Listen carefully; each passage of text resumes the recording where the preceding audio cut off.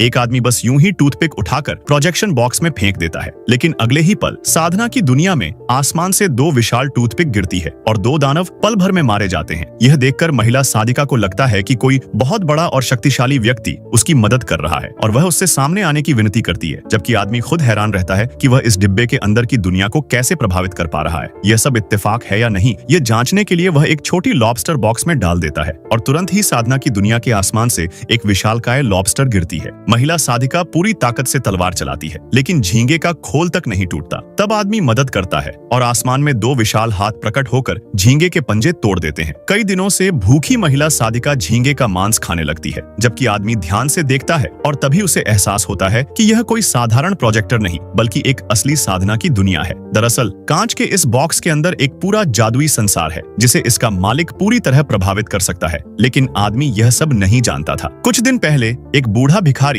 इसे विदेशी 3D projection box बताकर 80,000 में बेच रहा था, जिसे आदमी ने मोल भाव करके सिर्फ 800 में खरीद लिया। घर लाने पर उसे कोई बटन नहीं मिला और वह खुद को ठगा हुआ समझने लगा। तभी नीचे से सफेद धुआं निकला और दृश्य शुरू हुआ जिसमें एक महिला साधिका दो दानवों से जान बचाकर भाग रही थी। दृश्य इतने असली थे कि आदमी खाते पीते देखने लगा, लेकिन जब उसने साधिका की हालत देखी तो उसे गुस्सा आ गया और उसने टूथपिक बॉक्स में फेंक दी, जिससे दोनों दानव तुरंत मारे गए। साधना की दुनिया में चारों तरफ सिर्फ रेत और सूखे पेड़ थे और कई दिनों से भूखी साधिका मुश्किल से खतरे से बाहर निकली थी। वह भेड़िया दानव का मांस काटकर आग में भूनती है, लेकिन स्वाद बहुत खराब होता है। यह देखकर आदमी लॉबस्टर बॉक्स में डाल देता है और आसमान से एक विशाल लॉबस्टर गिरती है। तभी जमीन धंसती है और एक विशाल मकड़ी निकल आती है, जिसे आदमी बिजली की मदद से तुरंत मार देता है। बार बार जान बचने पर महिला साधिका अपना कीमती खजाना उस अदृश्य मददगार को भेंट करती है और आदमी बॉक्स के अंदर हाथ डालकर एक छोटी तलवार निकाल लेता है, जो बाहर आते ही एक असली दिव्य तलवार बन जाती है। वह खुद को तलवार देवता बनने की कल्पना करने लगता है।